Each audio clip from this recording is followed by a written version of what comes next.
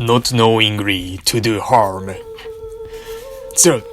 The first responsibility of a professional was spelled out clearly 2500 years ago in the Hippocratic Oath of the Greek physician, primum non nocere, primum non nocere, above all, not knowing to do harm.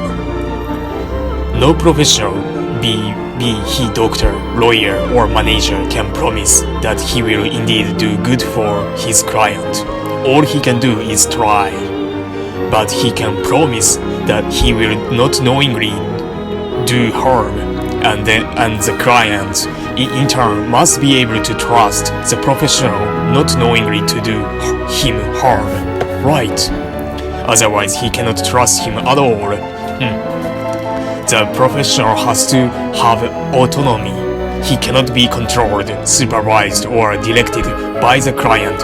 He has to be private in that his knowledge and his judgment have to be entrusted with the decision.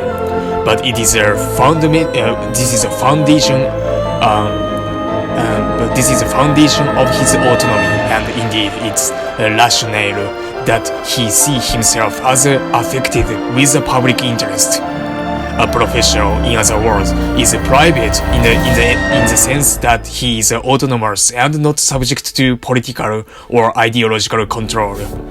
But he is public in the sense that the welfare of his client sets limits to his deeds and words, and primum non nocere, not knowingly to do harm, is the basic rule of professional ethics. The basic rule of an ethics of public responsibility. Wow. The manager who fails to think through and work for the appropriate solution to an impact of his business because it makes him unpopular in the club knowingly does harm. He knowingly abets an cancerous growth. That this is stupid has been said. That this always in the end hurts the business or the industry more than a little temporary unpleasantness would have hurt, as has been said too. But it is also a gross violation of professional ethics. But there are other aspects to these issues as well. Wow.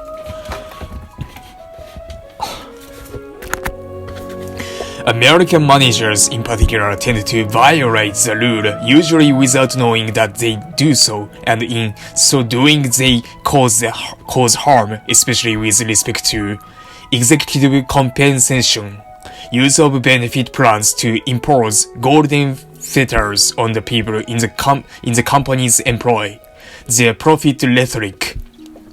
Their actions and their words in these areas tend to cause social disruption. They tend to conceal reality and to create disease or at least social hypochondria. They tend to misdirect and to prevent understanding. And this is a grievous social harm. The fact of increasing income equally in the US society is quite clear, yet the popular impression is one of rapidly increasing inequality. This is illusion, but it is a dangerous illusion. It corrodes, it destroys mutual trust between the groups that have to live together and work together. It can only lead to a political measurement that, while doing no one any good, can seriously harm society, economy, and managers as well.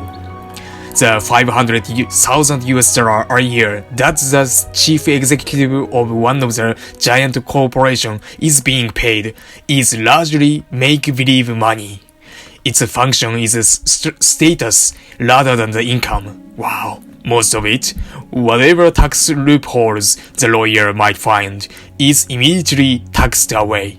And the extras are simply attempt to put a part of the executive's income into the somewhat lower tax brackets. Economically, in other words, neither serve much purpose, but socially and psychologically they knowingly do harm. They cannot be defended. What is pernicious, however, is the illusion of inequality. The basic cause is tax laws, but the manager's willingness to accept and indeed to play along with an antisocial tax structure is a major contributory cause. And unless managers realize that this violates the rule not knowingly to do damage, they will, in the end, be the main sufferers. A second area in which the manager of today does not live up to the commitment of the primum non nocere is closely connected with compensation.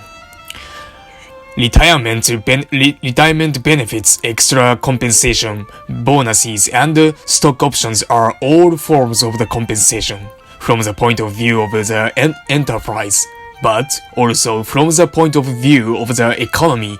These are labor costs, no matter how they are labeled. They are treated as such by management when they sit down to negotiate with a labor union. But increasingly, if only because of the basis of the tax laws, these benefits are being used to tie an employee to his employer. They are being made dependent on staying with the same employer, often for many years, and they are structured in such a way that leaving company's employee entails drastic penalties and actual loss of the benefits that have already been earned and that, in effect, constitute wages relating to the past employment. Right. Golden fetters do not strengthen the company. People who know that they are not performing in their present employment, that is, people who are clearly in the wrong place, will often not move but stay where they know they do not properly belong. But if they stay because the penalty for leaving is too great, they resist and resent it. Yes. They know that they have been bribed and were too weak to say no. They are likely to be sullen, resentful, and bitter the rest of their working lives. Wow. Such a poor guys. Pension rights, performance, bonuses, participation in the profits, and so on have been earned and should be available to the employee without restricting his rights as a citizen, an individual, and a person, right? And again, manager will have to work to get the tax law changes that are needed. Managers finally, through their rhetoric, make it impossible for the public to understand economic reality. This violates the requirements that managers, being leaders, not knowingly do harm. This is particularly true of the United States, but also of the Western Europe. For in the West, managers still talk constantly of the profit motive, and they still define the goal of their business as profit maximization. They do not stress the objective function of the profit. They do not talk of risks, or very rarely, they do not stress the need for the capital. They almost never even mention the cost of capital, let alone that a business has to produce enough profit to obtain the capital it needs at minimum cost. Managers constantly complain about the hostility to profit. They rarely realize that their own rhetoric is one of the main reasons for this hostility. Whoa.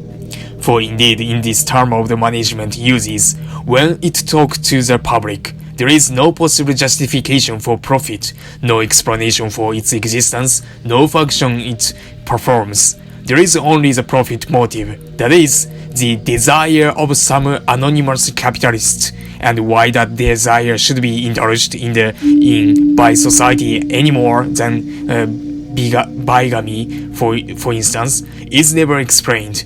But profitability is a crucial need of the economy and society.